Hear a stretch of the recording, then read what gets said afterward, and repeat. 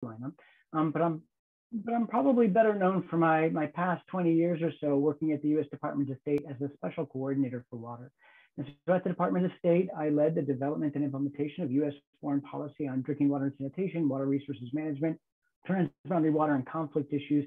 And in that role, I had the opportunity to work on a number of transboundary water issues across the globe. So I'm really excited to be here to talk about some of these issues tonight. So maybe I'll just go right into it. Let me see if I can share my presentation. And okay, I'm going to assume that works and everybody can see it. Somebody will tell me if it doesn't. So wonderful. I thought, I would start off a little bit with just a little bit of background about transboundary water issues and what they are, just because we might have some folks who are not quite familiar with all these types of issues. There are about 300 or so basins that are across the world that are shared between 2 or more countries. And there are also more than, in addition to these surface waters that are shared between countries, there are over 300 or so transboundary aquifers that are also shared between countries. And these are water sources that run beneath the surface of the ground. And so while we have these 2 different kinds of systems, they actually present different challenges when it comes to transboundary disputes and conflicts. Surface water runs from one country to another. And so you can look at the top and you can see that anything country A does would impact country B or country C, or anything country B does would impact country C, but there really is very little that country C might be able to do that could impact country A. Groundwater, countries are often sharing the same resource, and anything that one country does could have an impact on another. That's not always the case, but in many cases with groundwater, there's a different set of challenges that are faced when you're talking about managing these shared water resources. But in both cases, there are 600 some odd cases across the world where these resources are shared. And we have very few agreements on these shared basins. For transboundary waters, we have agreements on about 80 to 90. On aquifers, we have agreements on less than 10. So when you think about the cooperative mechanisms that exist to manage these types of resources in a shared way, there really aren't that many in existence. And that, of course, poses a couple of challenges. So why would we care about these sets of issues? And there's really 3 main reasons. The first is, and we all know this, that water is becoming increasingly scarce and stressed across the world. And if we're going to try to get the most out of our shared water resources, we need to optimize the management of that resources across the basin. And if we can do that at the basin level, we stand a better chance at producing more economic, social, other types of benefits from these resources, and provide greater economic opportunities for all the countries that might exist within the basin. So the first reason why we care is that you can optimize the management of a basin if you can work cooperatively among the countries that share those water resources. The second is that, as you can imagine, as these resources become more scarce, tensions are likely to arise. And if we can find cooperative mechanisms to work on these types of problems, we could reduce the likelihood of conflict in the future. And then the third reason, and this is one that we often think about in the diplomatic community, but many people don't think about, water is a great opportunity to build trust and to strengthen regional integration. I used to say a lot that if you want to cement cooperation, get an agreement over a transboundary dam. These dams will be there for 500, 600 years. They're going to be there for a long time. If you can come up with cooperative mechanisms for countries to work on managing that kind of a shared asset, then you really create an opportunity to strengthen regional integration and ties between countries. So that's the other reason we might want to think about this.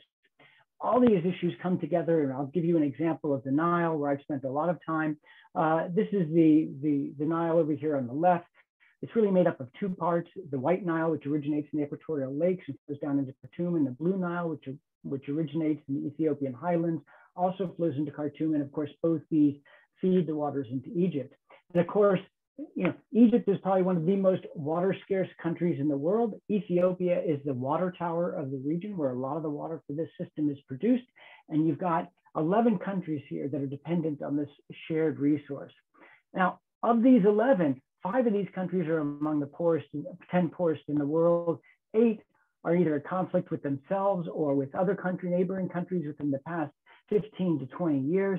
There's a huge population. There's about 250 million that live within the basin itself, but about 500 million within these countries that are dependent on this river system. And these population is growing rapidly. And the World Bank did a study almost 20 years ago that if we could get these countries to work cooperatively on the management of the Nile, that we could increase GDP by 2 to 5% a year. And so that's a significant opportunity to advance economic development in one of the poorest, most conflict-prone regions of the world. And so it's a great opportunity not only to address water challenges, but to again address this broader set of economic development, peace, and security challenges. And interestingly enough, in 2010, Ethiopia announced the building of the Grand Ethiopian Renaissance Dam. This would be the largest hydroelectric power dam in Africa. The dam would hold 74 billion cubic meters of water. To put that in perspective, on average, Egypt gets somewhere in the order between 80 and 90 billion cubic meters a year. So it can hold almost a year's supply of water to Egypt behind this dam in Ethiopia. The dam is very large. That saddle dam that you see up there would also be the largest saddle dam in the world at 25 kilometers. The dam would produce 6,000 megawatts of power. Well, Ethiopia started construction of this dam in 2010 with no prior notification. So none of the other countries were aware that this dam was going to be built when they began construction. And of course, there is no international requirement, by the way, for prior notification. Hey, Aaron. Yes, ma'am. I was asked to ask you to slow down a little bit. Thank you. Sorry about that. When Ethiopia announced that it was going to construct the dam, Egypt immediately said, if you build this dam, we will go to war. And Ethiopia said, okay, we're ready for you. At which point then Secretary of State Hillary Clinton, she came down to me and she said, okay, can you come up with a solution for how we in the United States might be able to support these parties coming to an agreement over the Nile? And that began a long history of my engagement within the Nile Basin. There are a lot of characteristics around transboundary water disputes, not just the Nile, but in almost all these disputes. And so to give you a sense of some of the things that you might want to look for if you've got a basin that may be heading towards conflict, or if you're trying to manage a transboundary water dispute, what are some of the issues that you might look for? Well, the first is water stress. And I want to be clear that it's not just that you're water stressed. It really is about supply and demand. We have many water poor countries that do a very good job managing their water resources. And we have some water rich countries that do a very poor job at managing their water. So it really is about balancing that supply and demand, but certainly water stress can play a huge role in transboundary disputes. Very legitimate competing interests. In the case of the Nile, does Ethiopia have the right to develop the Nile in order to improve their power production? Absolutely. Does Egypt have the right to the Nile, and Sudan have the right to the Nile to maintain agricultural productivity to feed their populations? Absolutely. So you've got these very legitimate competing interests. That's often the case in many transboundary disputes. Unilateral development can also be a challenge in many transboundary basins. In this particular case, Ethiopia building the dam without prior consent from the downstream countries. But in any case, when you see unilateral development, one might argue that Egypt's building of the High Aswan Dam was a unilateral development that prejudiced Ethiopia's use of those waters as well. And so it can really work both ways. Rapid changes, and this could be rapid environmental changes, rapid political changes, but that can certainly increase the level of tension within the basin. It really is about the country's ability to respond to these challenges that makes a difference in conflict. Social political institutions can play a huge role in transboundary disputes. Weak institutions. If we've got a functioning transboundary basin in the Indus, we have a River Basin Commission. India and Pakistan meet on a regular basis. They talk about the issues. If they can't reach consensus on how to solve it, the problem is referred to the governments. If the governments can't decide it, it goes to the International Court of Justice. And so there's a process in place for resolving disputes. If we don't have institutional mechanisms for resolving disputes, then you've got problems. The lack of political will.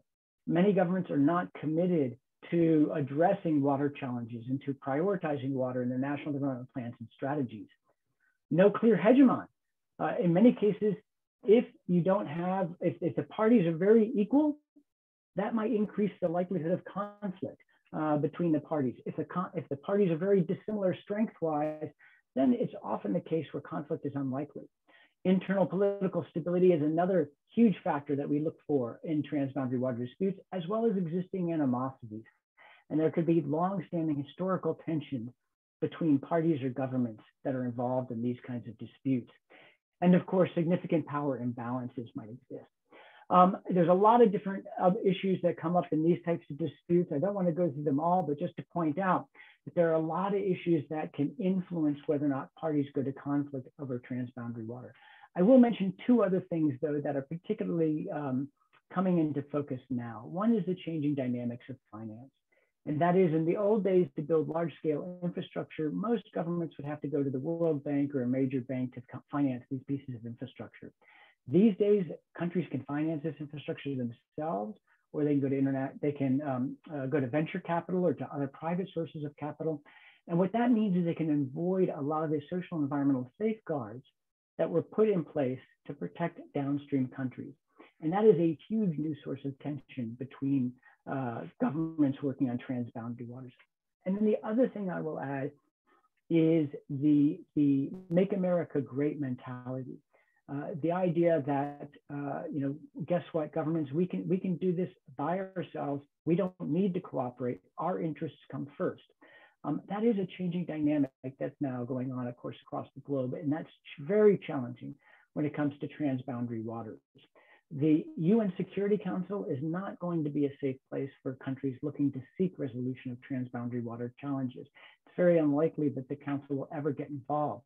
And there really isn't a body of international water law that will protect countries and downstream countries who are involved in these types of disputes.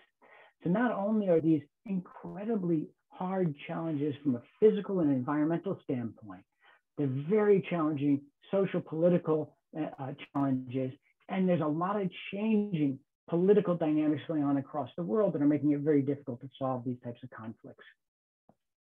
How do countries respond when they're faced with these types of challenges?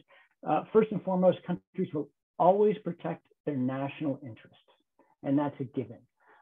The other rule that I like to think about is, of course, the downstream country is always in the worst position.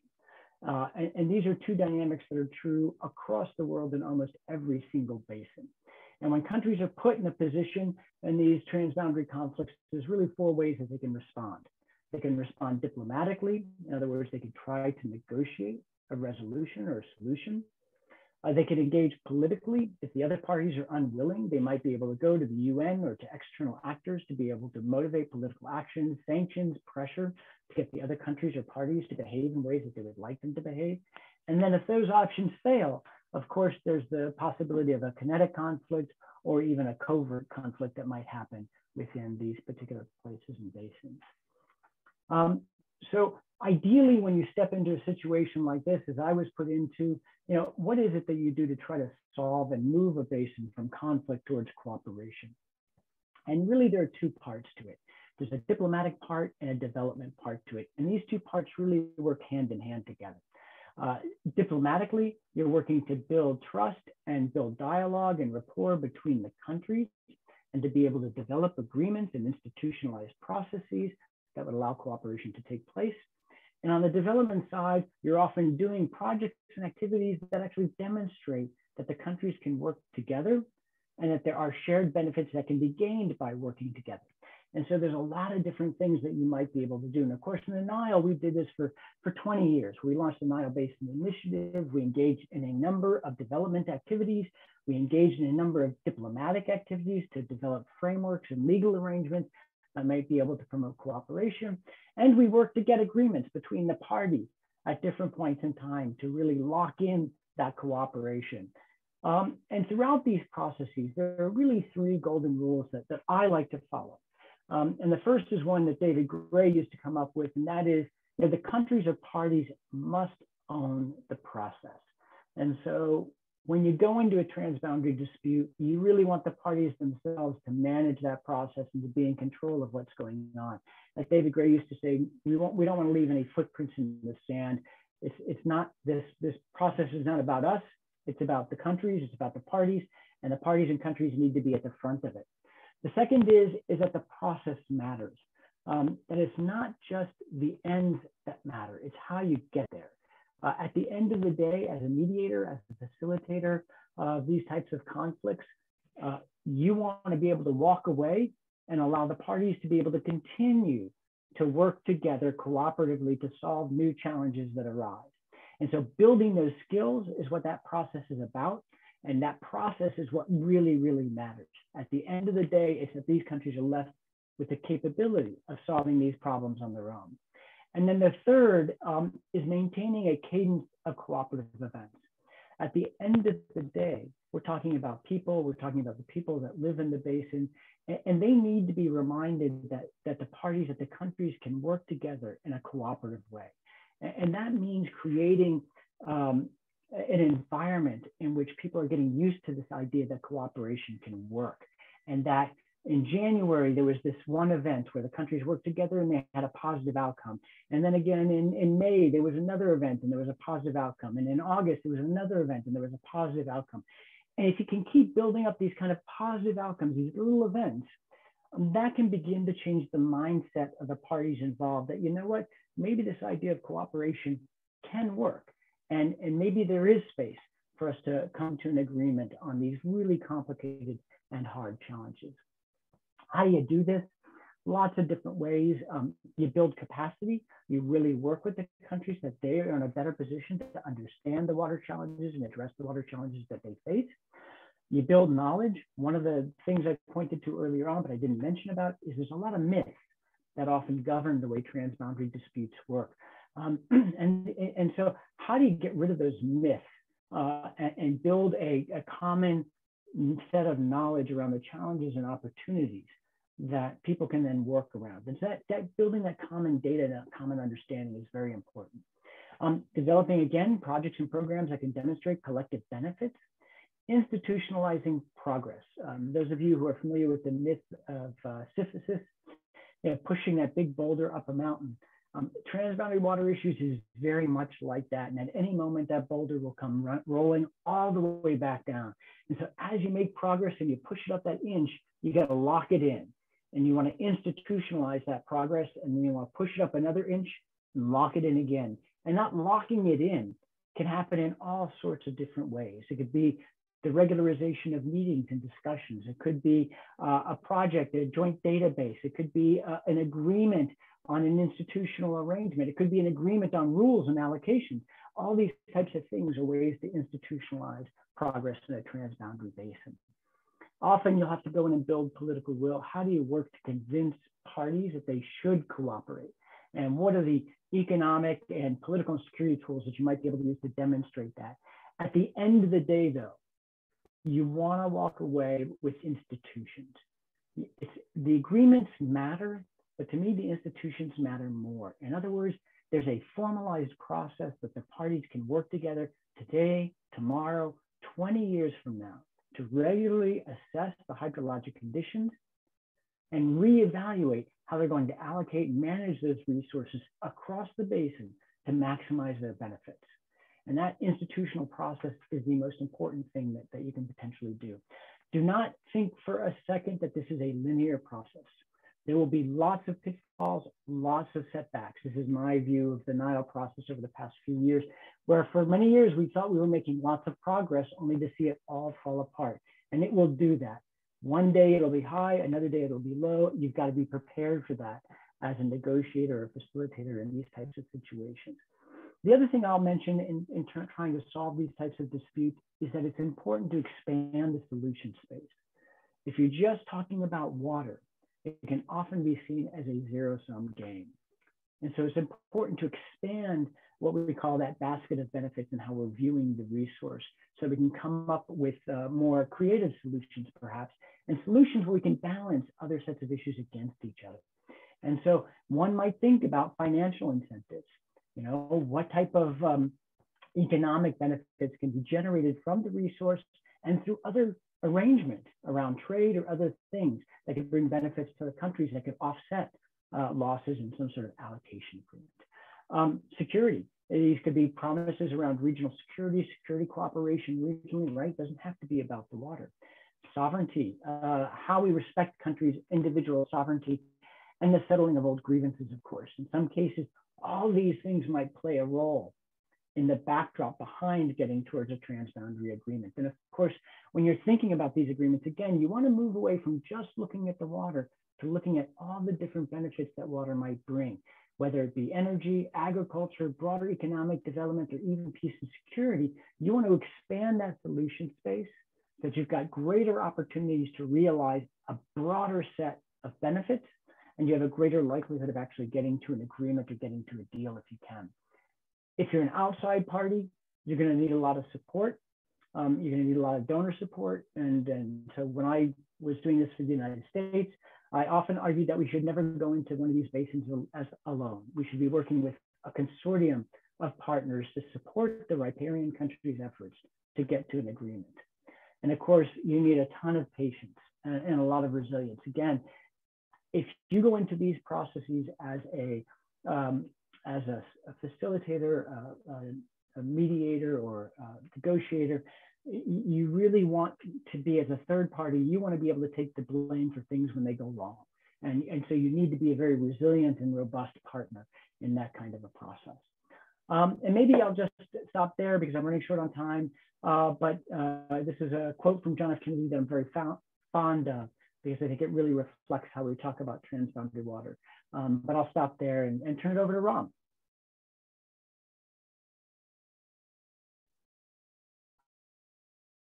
Okay, thank you so much. So if you can stay with us just for 1 second. We have 2 very good questions. Maybe it will be big questions, so let us know if you want to take it to the last part of the Q&A. But we found 2 of them, one on the QA and one on the Padlet, and I will welcome everybody else. Please don't hesitate, ask your questions. Even if we won't have time here on this webinar, we would love to answer it afterwards. We have a question from Shmuel, and I will just read it to you. How, according to you, possible in practice to build true and stable global and worldwide collaboration between all countries to ensure enough water for all people around the world? Thank you, Shmuel. So it's a huge question. And if you want to take it to the last session, it's fine. If you want to answer it now, it's good. I can try and take a quick shot. I mean, the short answer is there is enough water in the world to meet everybody's needs. And so this really, it's not always in the right place at the right time, but we do have the capability of getting it to the right place at the right time. And if we prioritize addressing these issues, we can do this. So that's the good news, right? This is a solvable problem. But to do that, I think first and foremost, countries need to get their own acts in order. Countries need to become more water secure and better custodians of the water resources that they have. That's the very first step. And this is true for almost all of us here in the United States, as well as everybody across water scarce countries and even water rich countries. And then we'll be in a much better place to collaborate and to work with other partners. I do think because of some of the new technologies that are going to happen in the next 5 years or so, we have a new satellite going up in 2022 that will revolutionize what we know about the world's water. And I do think that that will build a huge awareness around the challenges and opportunities of transboundary water across the globe. And I think that's going to motivate a lot of collaboration and cooperation between countries. But I do remain concerned that if the attitude of, our country's interests are better than your country's interests prevail, then we're in for a rough road, right? Because then I do think it's going to be a real challenge for downstream countries to assert their legitimate concerns and interests in those transboundary basins. Okay, thank you for that. And maybe we will talk about it a little bit later. And I would love to invite, and I would like to switch to Hebrew and להזמין את רם אבירם, לשעבר ראש צוות המים של ישראל, במסגרת המסלול הרב-צדדי, ויועץ לרשות ניקוז ונחלים ירדן דרומי. באמת לרם, תפתח את המצלמה ותתכונן. רם בחלק הזה ייתן פרספקטיבה היסטורית על מערכת יחסים שהיא קצת יותר מוכרת לנו בתחום המים של ישראל וירדן, כנקודת השוואה, והפעם זה בעברית, אנחנו נחזור לאנגלית בחלק האחרון. תודה לכולם ותמשיכו לשאול שאלות. רם, הבמה שלך. ערב טוב, אני יודע שמאזינים לי הרבה מאוד אנשים שמכירים היטב את הנושאים שאנחנו עוסקים בהם, חיים אותם ביום יום, בין אם זה מים חוצי גבולות מול ירדן, בין אם זה מים חוצי גבולות מול הרשות הפלסטינית, מול לבנון, אנחנו עשירים בזה, והאתגר שאני מנסה לעמוד בו עכשיו, זה לנסות ולשתף אתכם באיזושהי ראייה, נקרא לזה היסטורית, שאולי כתוצאה מזה אנחנו יכולים להסיק כמה מסקנות לאיזה כיוון אנחנו רוצים ללכת. והנה אני משתף איתכם את המסך, ובאמת אני חושב שההבדל הגדול, כמובן יש הרבה מאוד הבדלים ביני לבין אירון בניסיון ובנקודת המבט, אנחנו מכירים הרבה מאוד שנים, אירון ואני מתחילת שנות ה-90, אבל אירון ברוב המקרים עסק באמת כאיש חיצוני לתוך המערכת, בזמן שאני הייתי חלק מהמערכת וייצגתי את מדינת ישראל, או גופים בתוך מדינת ישראל במערכת הזאת. הנקודה השנייה שאנחנו נמצאים במקום אחר מהמקום שבו נמצאים הנילוס, מצרים ואתיופיה. שם הדברים מאוד לא ברורים לאיזה כיוון הם הולכים. ולעומת זאת, כשאנחנו לוקחים את מדינת ישראל עם שכנותיה, במקרה הזה בעיקר עם ירדן, יש כיוון מאוד ברור, אנחנו הולכים לאורך השנים ממצב של קונפליקט אלים למערכת של שיתוף פעולה, וכדאי להסתכל על זה קצת, כי זה מאפשר לנו ללמוד כמה לקחים. אנחנו בקצרה רבה, כי אתם מכירים את מרב הדברים, אני רק רוצה לנסות לעטוף אותם עוד פעם, אבל אנחנו מדברים על בערך 4 תקופות שרירותיות מאז הקמת המדינה ועד היום, כשכל אחת מהן מייצגת, אני חושב, אופי של מערכת יחסים שונה בין המדינות. לא סתם התמונה של שני האנשים הדגולים האלה, רבין והמלך חוסיין, היא על שפת הכנרת, כי למים יש חשיבות רבה מאוד במערכת בין המדינות, ותכף נדבר על זה.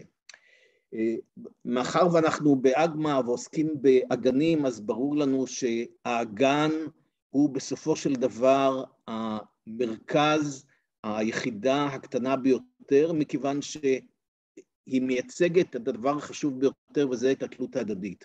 איפה שמישהו תוקע קשית ולוגם, לאחר יש פחות.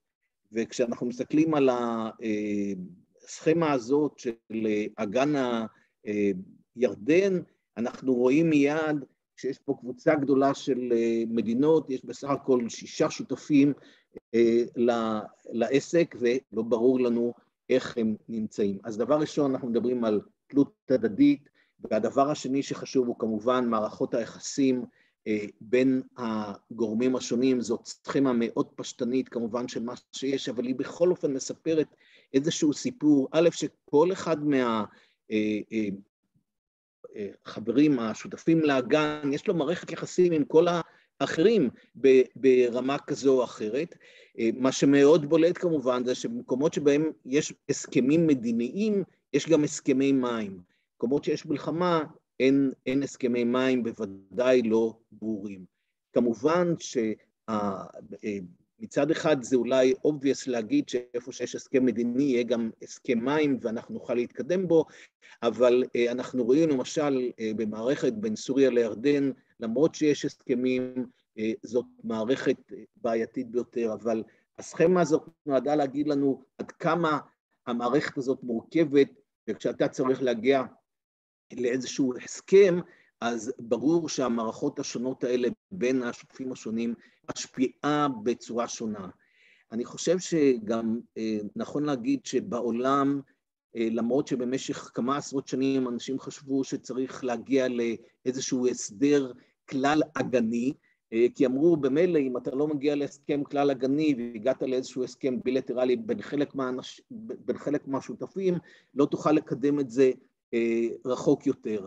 אבל אני חושב שהמציאות בהקשר הזה מראה שהיכולת להגיע להסכמה כלל אגנית היא קשה ביותר, אנחנו מכירים את זה כמובן היטב, אבל זה לא רק אצלנו, והנטייה היום בהרבה מאוד מקומות בעולם היא בואו נגיע להסדרים איפה שאפשר, וכמובן שזה חלק מתוך ההסדר הכולל. כמו שאמרתי, עם ירדן אנחנו מבחינים בארבע תקופות בתוך המערכת ההידרו-פוליטית, כשכל אחת מהן אחרת, ואנחנו כמובן מדברים על מערכות הקשרים, על הירמוך, על הירדן, בעיקר על הירדן הדרומי בהקשר של ירדן. אני מתרכז בירדן, לא בגלל שירדן שונה למשל במערכת היחסים בינינו לבין הפלסטינים, או אפילו במידה מסוימת בינינו לבין סוריה, אלא מכיוון שאני חושב שהמערכת עם ירדן היא דוגמה אפילו עולמית למצב שבו שני צדדים נמצאו במקום אחד והלכו לכל אורך הדרך, ודרכם אפשר ללמוד ולהבין הרבה מאוד גם על מערכות הידרו-פוליטיות וגם על איך נעים ממקום למקום. אז התקופה הראשונה שאנחנו מדברים עליה, שוב, שרירותית, זה 48-67, כמובן שבענייני מים עסקנו הרבה לפני 48, קביעת הגבולות, אנחנו מכירים, אבל כאמור, אני נותן את הדברים בהקשר של כותרות, כדי שתיווצר איזושהי הבנה של דינמיקה. אז מה יש בתקופה הזאת? יש ניסיונות להסדרים אזוריים, ומיד ניגע בהם, כמובן ג'ונסטון, אבל לאורך כל התקופה יש פעולות חד צדדיות וקונפליקטים אלימים. ההידרו-דיפלומטיה מעט מאוד ישירה, הפעילות נמצאת דרך האום, כמובן תיווך אמריקאי, ובואו נראה כמה דוגמאות לדברים האלה. תוכנית ג'ונסטון, הניסיון אולי המשמעותי ביותר מ-1956, היו שתי תוכניות ג'ונסטון, על לחלק את מי אגן הירדן, כשהקריטריון המרכזי היה הפוטנציאל של שימוש במים להשקיה, בהנחה שמים להשקיה זה השימוש המרכזי, כמו שאתם היטב מכירים. כמובן, הפלסטינים לא נמצאים שם. הם נמצאים בירדן, הם נמצאים בלבנון, הם נמצאים בישראל, אבל הם לא עומדים ברשות עצמם. המערכת הזאת, א', לא מבטלים אותה לגמרי, בגלל שהיא איכשהו מלווה אותנו לכל אורך הדרך, אפילו אם אני אקח דוגמה אחת, שבתוכנית הזאת ישראל זכאית ל-25 מיליון מטר קוב מהירמוך מדי שנה, ובאמת בהסכם שלנו עם ירדן, הרבה מאוד שנים מאוחר יותר, המספר הזה יהדהד לכם. מה שאני רוצה להציע פה להסתכל עד כמה מים הם לא פוליטיקס, באיזה מובן שכשעבר ג'ונסטון, השגריר האמריקאי המיוחד, ודיבר עם הגורמים המקצועיים וגם עם מקבלי החלטות על ענייני המים, הוא היה קרוב מאוד להגיע להסכמה. למעשה היו צדדים שונים שהביעו את הסכמתם. בסופו של דבר התוכנית לא התקבלה על ידי הליגה הערבית, שאמרה, אם נקבל את הסכם המים, יהיה בזה משום הכרה במדינת ישראל וההכרה המדינית. ושוב, מה שיכול היה לקדם כמובן את האזור, נבלם כתוצאה מלא פוליטיקס. אז הנושא של לא פוליטיקס הוא נושא חשוב ביותר. אנחנו מכירים היטב את ניסיונות ההטיה, גם זאת דוגמה לפעולה במקרים שבהם אין יכולת להגיע להסכמה דיפלומטית. אירון דיבר על זה, מתחילים עם הדיפלומטיה, וכשזה לא הולך אז עוברים לאמצעים אחרים. הליגה הערבית, ניסיונות לאורך סוף שנות ה-50, תחילת שנות ה-60, התוואי עוד נמצא, אתם רואים בתמונה משמאל למטה, התוואי בחלקו, עוד אפשר לראות גם חלק מהתעלות וחלק מהמנהרות. הניסיון הוא להעביר כמובן את המים מאזור הבניאס אל הירמוך, ובאמצעותם לשאוב אותם אחר כך לירדן. כמובן הניסיון החד צדדי הזה לא נגמר בעניין הזה, ורבין שהיה אז הרמטכ"ל, הרבה שנים אחר כך בראיון ב-1982 אמר, חברים, ביימנו את התקרית של סיור מסביב לתל דן, ראינו שהם מתחילים לראות, ואז דפקנו את ההטיה, זה לשונו של רבין לטובת העניין הזה, כמובן, בתחילה יש טנקים, ואחר כך כשהם התרחקו, גם חיל האוויר נכנס לעניין, אבל בסיכומו של דבר, הפעולה החד צדדית, הייתי אומר, האלימה ביותר, גם בצד הערבי, נענתה בפעולה מלחמתית בצד שלנו, במחקרים על התקופות 48-99, כשמדברים על כמה סכסוכים אלימים יש בעולם, אז האזור הזה שאתם רואים כרגע במפה לוקח אחוז נכבד ביותר מהסכסוכים האלימים על ענייני מים.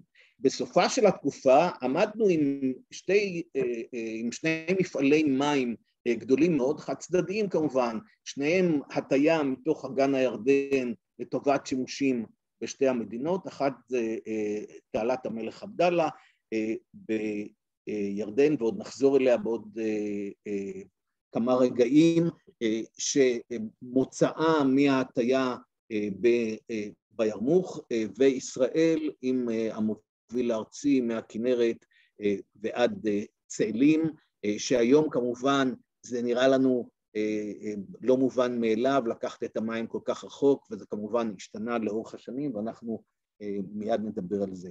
אז התקופה הזאת מסתיימת ב-67 במלחמת ששת הימים, שבעקבותיה משתנה המערך הבסיסי, ואנחנו תמיד הולכים קודם להידרולוגיה,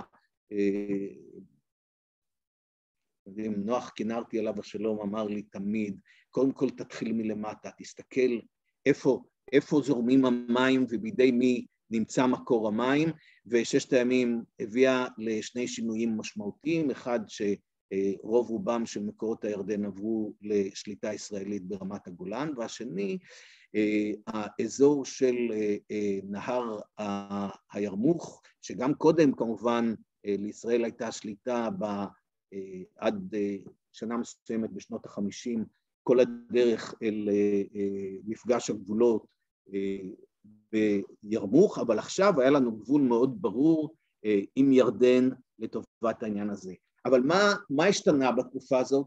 שוב, באופן מאוד כללי, שהחל שיתוף פעולה מקומי, הבנות שקטות, ההידרו-דיפלומטיה עסקה כבר ביצירת שיתוף פעולה גם ברמות ישירות מול הצדדים האחרים, הייתה פעילות במסגרת של תהליך מדיני, נכון, לקראת סוף התקופה לפני 94, מ-91 ואילך, היה תהליך מדיני, ומתבצע משא ומתן לקראת הסכם בילטרלי מקיף, חלקכם מכירים אותו היטב מקרוב, יושב איתנו גם פרופסור אורי שמיר, שהיה חבר יחד בצוות, אז מיד נראה על מה מדובר.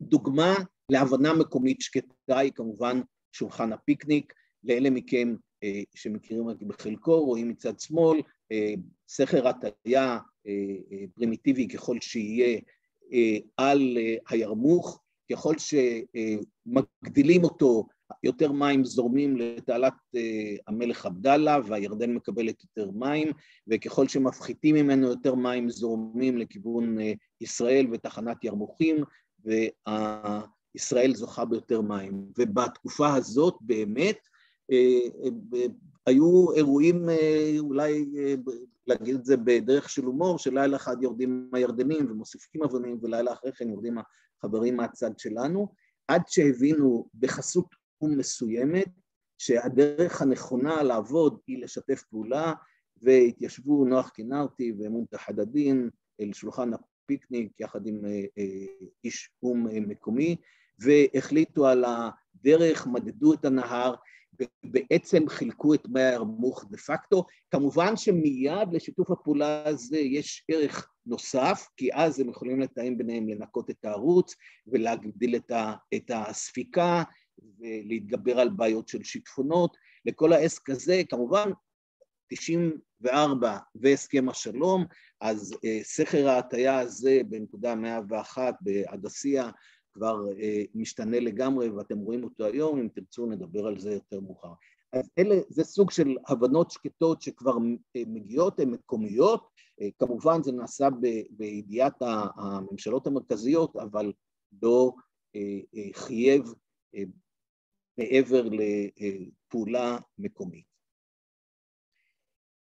בסופה של התקופה הזאת, אנחנו נכנסים לתוך תהליך מדריד, שוב, אני לא אכנס לכל הדברים, אבל מה שמאפיין אותו זה שתי פעולות, בעיקר בתחום המים, מאפיין אותו שני דברים עיקריים.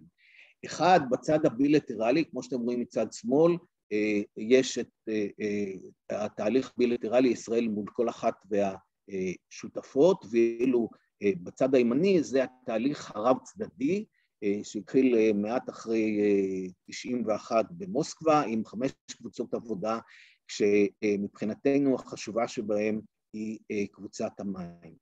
המחשבה הייתה לנסות ולייצר מערכת שתתמוך ותאפשר להגיע להסכמות יותר טובות בצד הבילטרלי. גם אם לא אמרנו את זה באופן ברור כלפי חוץ, אבל מבחינתנו היה ברור שבתהליך הבילטרלי אנחנו עוסקים גם בחלוקה של מקורות קיימים, בהקצאה של מקורות קיימים.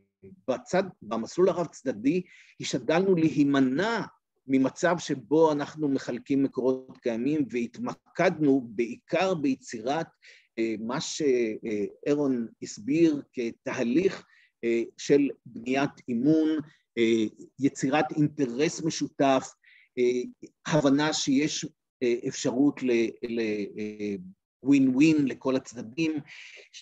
זאת הייתה הזדמנות לאינטגרציה של התהליך, להביא הרבה יותר שותפים, לא רק הדיפלומטים ואנשי המים המרכזיים, אלא להביא מן הסביבה, חברה אזרחית. ראיתי שגדעון ברומברג פה, וגם הוא היה חלק בתוך המערכת הזאת שניסתה לייצר הבנה, וכמובן השתתפות של שחקנים חיצוניים, ארן סלצברג הוא אחד מהם, אבל נורווגים ושוודים ואחרים, אנשי האירופים מכל הסוגים, רוסים, כל אחד מהם רוצה לתרום ולייצר ביחד איזושהי אינטגרציה. באופן מאוד גס, הייתי אומר שיצרנו במשך 5 שנות עבודה, וגם מעט אחר כך, בין 90 ואולי אפילו 7 שנים של עבודה עד שנת 2000 בערך, קבוצה מאוד מעניינת של בעיקר ישראלים, ירדנים ופלסטינים, אבל לא רק, היו גם ממקומות אחרים. בנינו קבוצה גדולה מאוד של פרויקטים מאוד מעניינים, כי אמרנו אנחנו רוצים לתת את האפשרות ליהנות מן הפירות. אתם רואים פה דוגמאות ל4 מן הפרויקטים, אני מדבר על פרויקטים בהיקף כולל של כמה, נגיד קצת למעלה מ$100 מיליון כל אחד מהם, וכל אחד מן הפרויקטים תרם בצורה זו או אחרת להבנות. אז אם אנחנו לוקחים למשל את ה-Comparing Systems of Law and Regulation, אמרנו אנחנו צריכים לעבוד מול הארגונים, אנחנו צריכים לעבוד מול הפלסטינים, אנחנו צריכים לראות ביחד איך הפלסטינים בונים את חוק המים הפלסטיני, שהוא צריך לדבר ולהשלים את חוק המים הישראלי. עשינו פרויקט מאוד מעניין, ניסינו ב-1996 לחזות את הביקוש ומצאי למים ברמה האזורית, כשניסינו להימנע מפוליטיזציה, לדוגמה על ידי זה שדיברנו על ממזרח לנהר הירדן וממערב לנהר הירדן. ומה שהיה שם מעניין, שהגענו ב-96 למסקנה שהדרך היחידה להשלים את הפער, הפער היה, המספר היה בערך 3 מיליארד מטר קוב שיחסרו באזור, וכמובן שהתפלה הייתה האפשרות האחרת.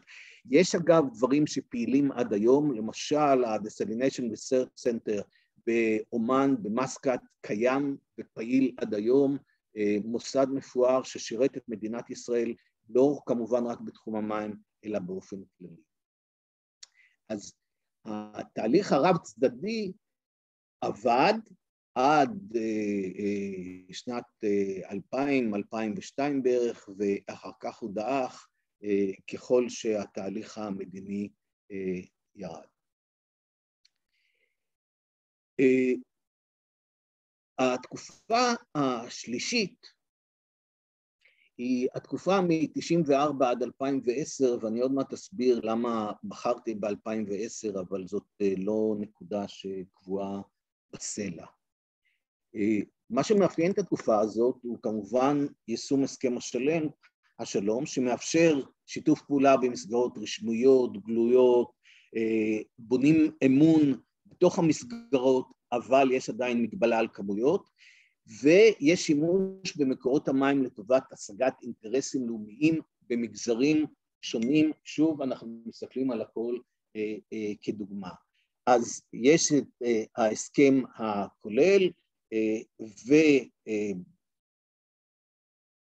ואני חושב שהמעניין שבו הוא כמובן שיש הקצאות של מים שעוברות ממדינת ישראל לירדן. אתם רואים פה את אתר דן צמחי. מה שמעניין לציין בתקופה הזאת הוא שני דברים. אחד, שאומנם נקבעה כמות מסוימת בין ישראל לירדן להעברה, אבל בשנת 97, כששרון היה שר התשתיות, והיה בעיה של מערכת קשרים מול המלך חוסיין, נחתם הסכם להעברת 25 מיליון קוב נוספים של מים לירדן. אמנם ההסכם היה ל3 שנים, אבל הוא נמשך עד היום הזה, וככה הגענו בערך 55 מיליון קוב בשנה. כלומר, המים שימשו לחיזוק הקשרים המדיניים, והנושא השני הוא הלוואות של מים. ישראל התחייבה לשמור עבור ירדן כ-20 מיליון קוב מחורף לקיץ, אבל גם בשנים שבהם לא שאבנו 20 מיליון קוב, עדיין בקיץ העברנו קרוב ל-20 מיליון קוב, ושמנו את זה תחת הכותרת של הלוואות מים.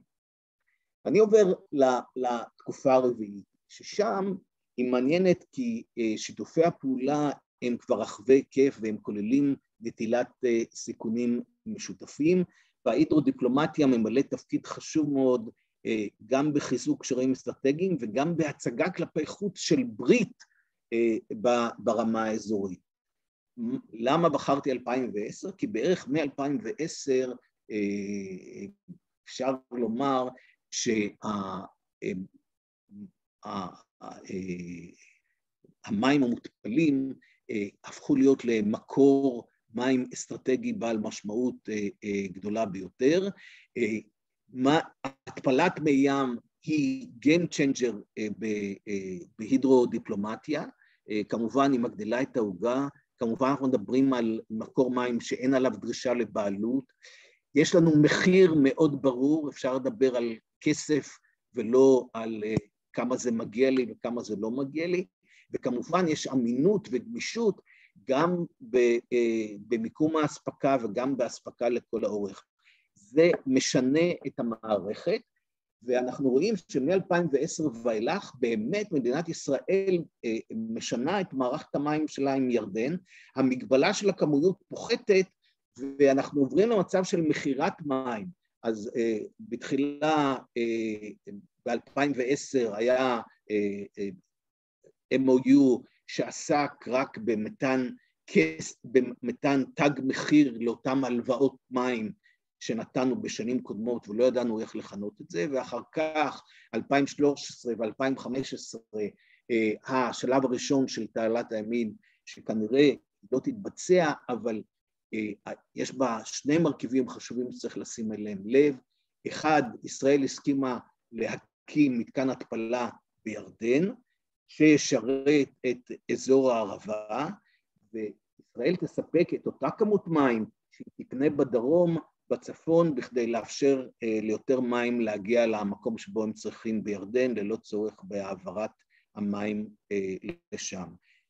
ההתפלה אפשרה, וההסכם הזה גם אפשר, להגדיל את הכמות מול הפלסטינים, והפלסטינים למעשה היום מקבלים במסגרת אותו MOU של 2013 כ-30 מיליון קוב לשנה, מעבר להסכמות שהיו באוסלו ב'.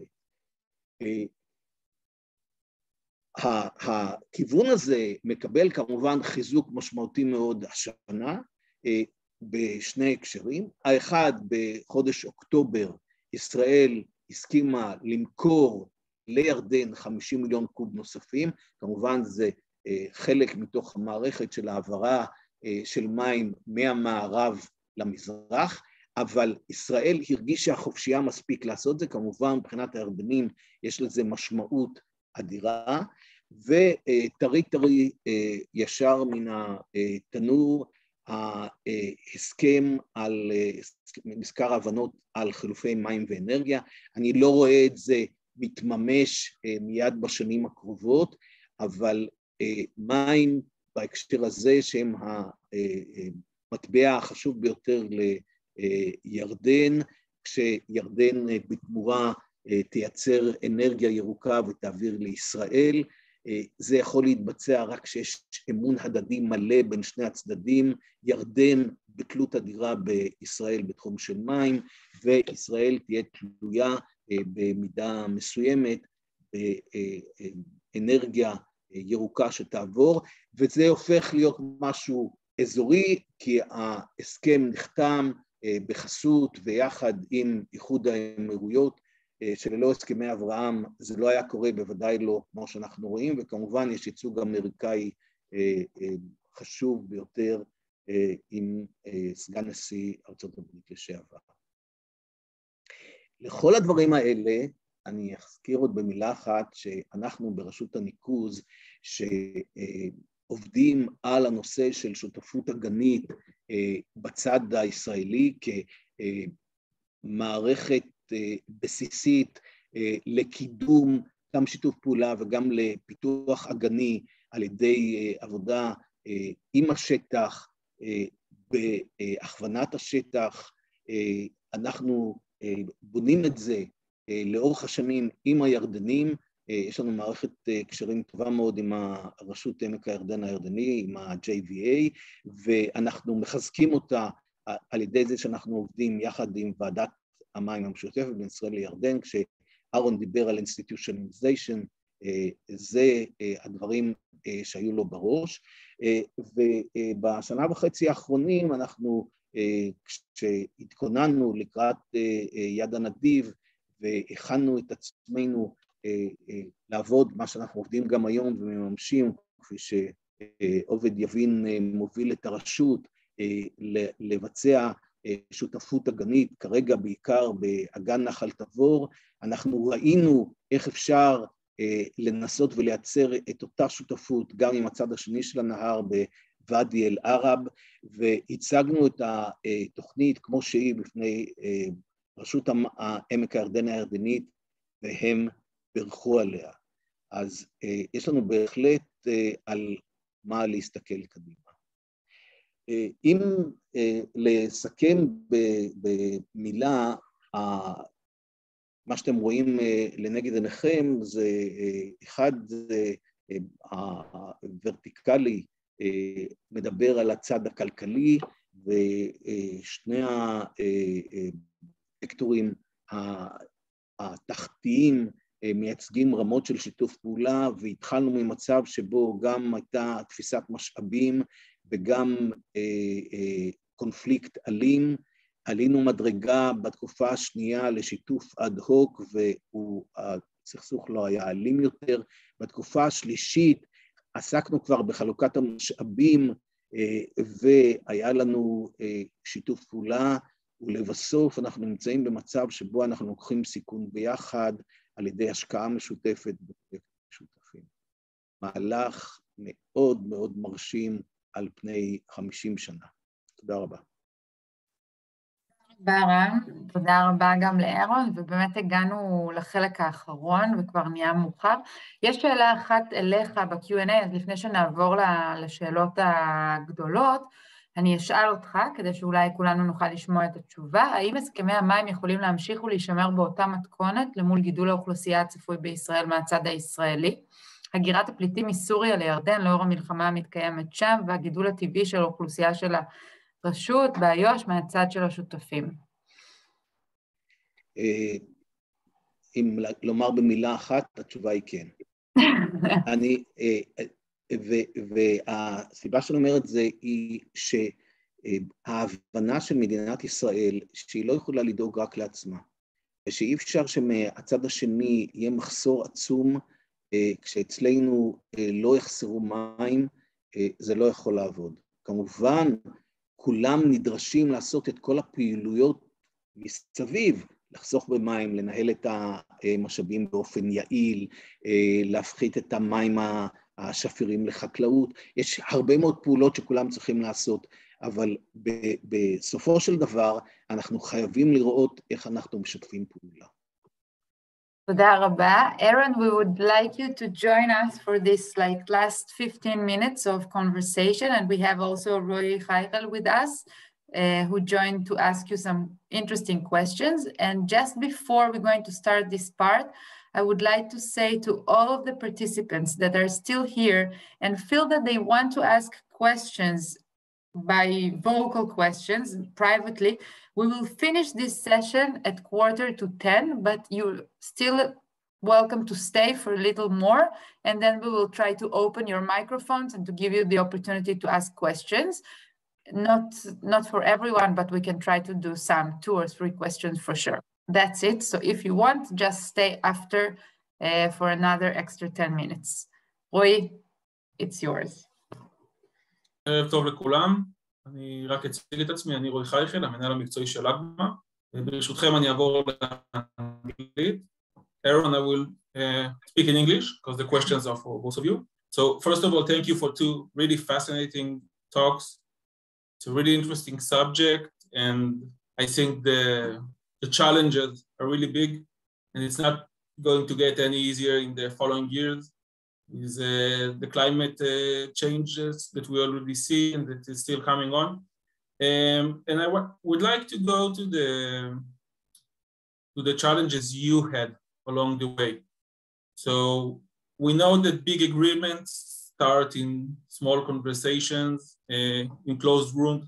And if you can take us to those small rooms where things are being talked about and tell us on a big mistake you had along the way, that you felt this was not right, trying to solve the conflict.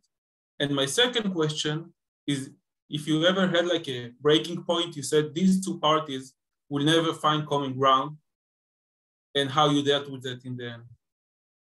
So whoever wants to start, thank you. Aaron. Ram, you sure you don't want to start with that? No, go ahead, man. So on the second question, every single negotiation, I think I faced a point where I didn't think that there was any way or any hope going forward, and there was some sort of challenge that I thought everything was going to fall apart. And I can talk in more detail, but we'd need hours to go into the details on that. But let me go into the first one a little bit more. You know, I make mistakes all the time, and I think there were 3 things that I learned along the way. That mistakes that I made that I think were really important to becoming a better facilitator of transboundary water disputes. And I think the first was my thinking that I actually knew something. If I actually walked into a basin and thought, I know how to solve your problems, that was a fundamental mistake. I really had to learn to go in with an open mind and to recognize the fact that I will never understand their situation, their feelings, their concerns about what's going on more than they do. And I could never try to think that my job wasn't to give them the solution. My job was to help them get to the solution. And I made that mistake time and time again. And that kind of leads to the second big mistake that I made, is that on occasion, I would put the treaty ahead of the process. And I would say, look, and I would be, as a young diplomat, I would be saying, look, I have to get this treaty, I have to get this agreement. That's the measure of success. That's when I can say I am done and it's over. And one of the things that I've come to learn, and this was one of the questions that was in the chat, it was a great question. It's really about the process. And it's about building that skill set with these countries or parties so that they can solve these disputes on their own. And so to me, recognizing that and stop myself from pushing that the agreement is the solution I've got to get to, and I've got to invent, that was a huge mistake that I made time and time again. And then the last mistake that I think I've made a couple of times going into these disputes, and it relates to your last question, which was assuming that the parties wanted to get to a solution. It's not, these are very complicated political basins, right? And there's often not just 2, but like 3, maybe 4, 5, 6, 10, 11 countries. And not all the countries within that dynamic will want to get to an agreement. And that complicates a negotiation process. It complicates the mediation process. Recognizing that there may be people around the table who just don't want to get to an agreement, that was a mistake I made a number of times that I had to fix. So maybe, Ram, I'll turn it over to you before I go on. Yeah, I will answer in English as well, so that you will see that I'm not that far in terms of making mistakes along the way, though my work was less of a mediator and more as a negotiator of one of the parties. But many times in our work, we would have to do the work of the mediator also as the party, as being one of the parties. I want to give 2 examples that of things that we touched very in a minor way. One, I believe that in negotiations, one of the most difficult things is to sell the agreement as it is back home. Because when you sit with the other guys in the room, all of us, we understand very quickly what are the limits and what is the best solution that can answer all the.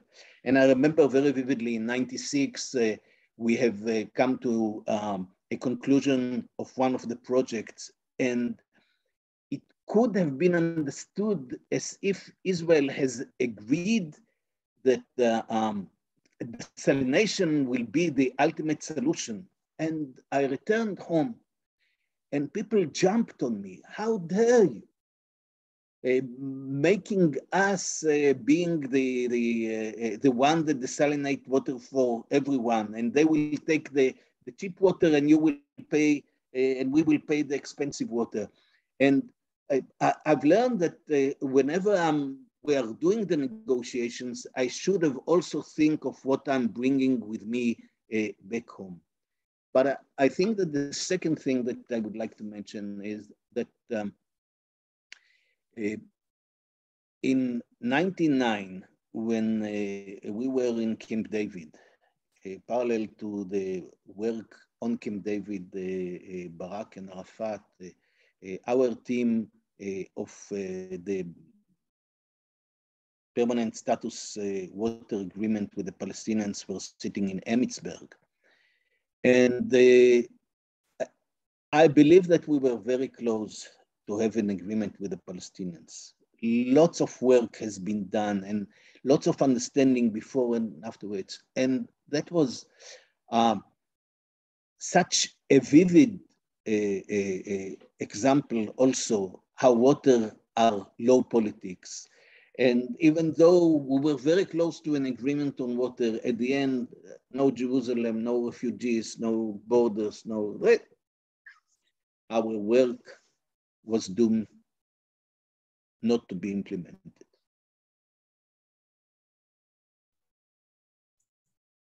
I agree with you.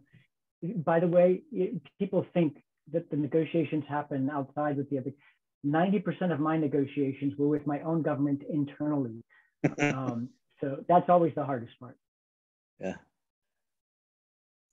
So I would really like to thank you about your honesty, for also telling the hard parts, things that are hard to deal with. It's not only the success at the end. So thank you very much for that. I think we can learn a lot from the things you said that were mistakes in the way we approach our conflicts at present. And I would like to get back to you, Yael. So first of all, thank you for all of you for being here in such a late time. It was really really interesting, and I think it's a great inspiration for us. And I think now it's going home maybe tomorrow morning and to think about all the information that we got and how we can implement it in our daily work. There were some people on chat that were really enthusiastic about speaking with you.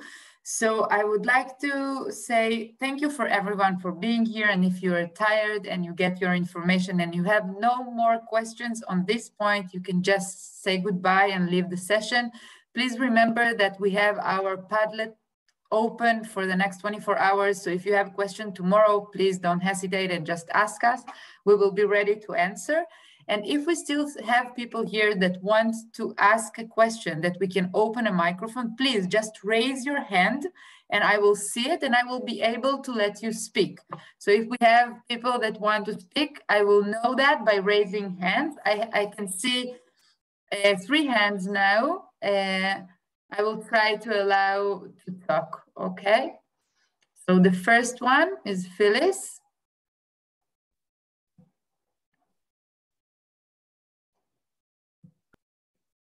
I'm sorry.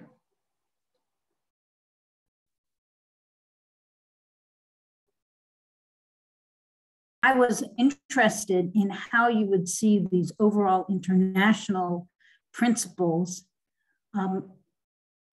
coming to bear in municipal and other negotiations as all of us try to reconcile water resources, stormwater, and development challenges.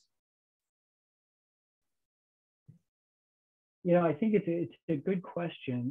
I think that what you see going on at the international level is certainly informing what businesses and local entities are taking on. I mean, you know, in the United States, I'm always surprised to hear how states are adopting the Sustainable Development Goals, who are doing this and that. So I do think the principles that we're beginning to develop internationally are helping to inform what's going on at the local level.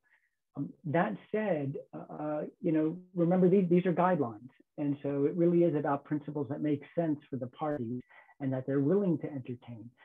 There really isn't what I would call any binding international law that guides what you do on transboundary water.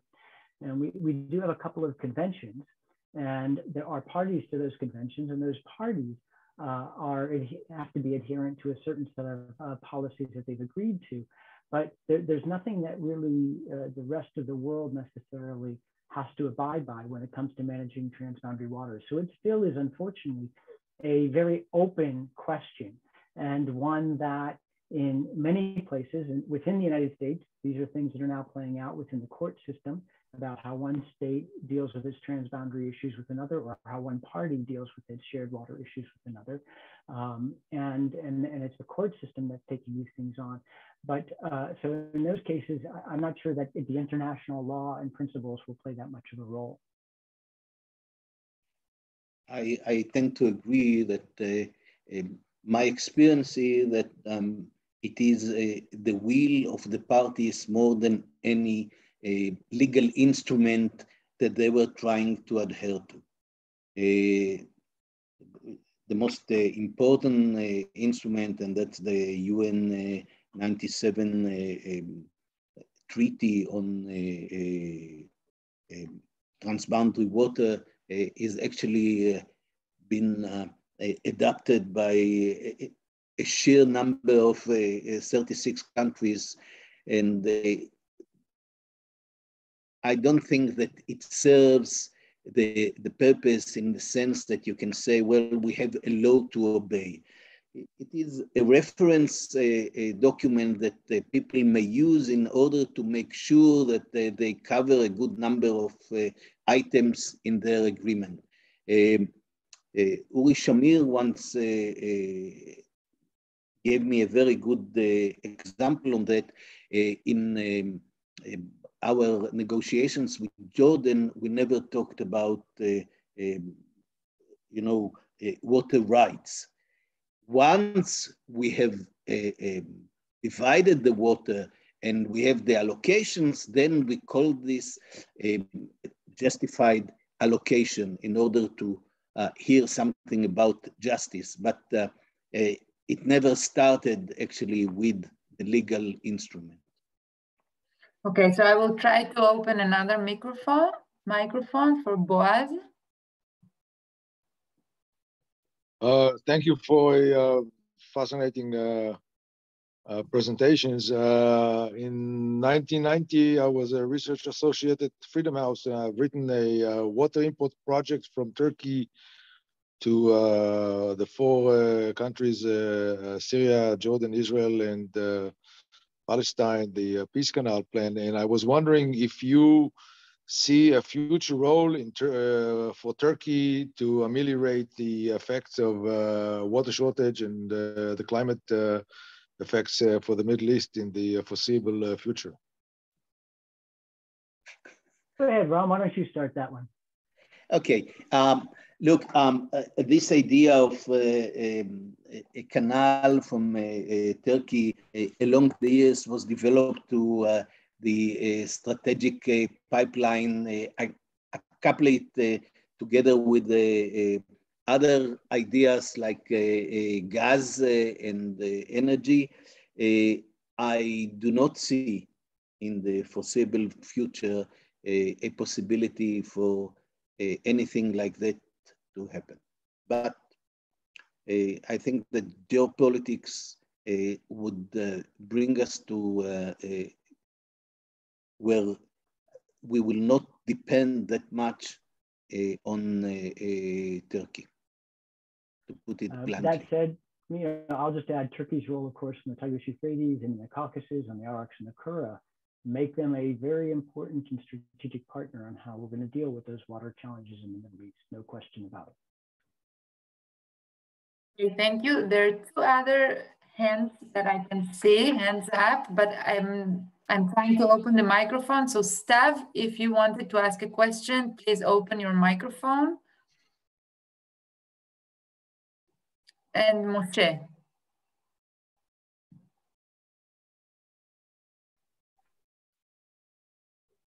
Okay, maybe not anymore. Okay, so I think we have all questions answered, and we still have some questions to answer from people that watch us on Facebook. And this is a great opportunity to say good night and thank you for being with us, sharing your experience and your knowledge. Have a good night or a good day, Aaron. My pleasure. Take care, everyone. Have a good night. Thank you very much. Thank you for being with us. תודה רבה לכולם, כל מי שהיה כאן עד כך מאוחרת. להתראות, ניפגש במפגש הבא.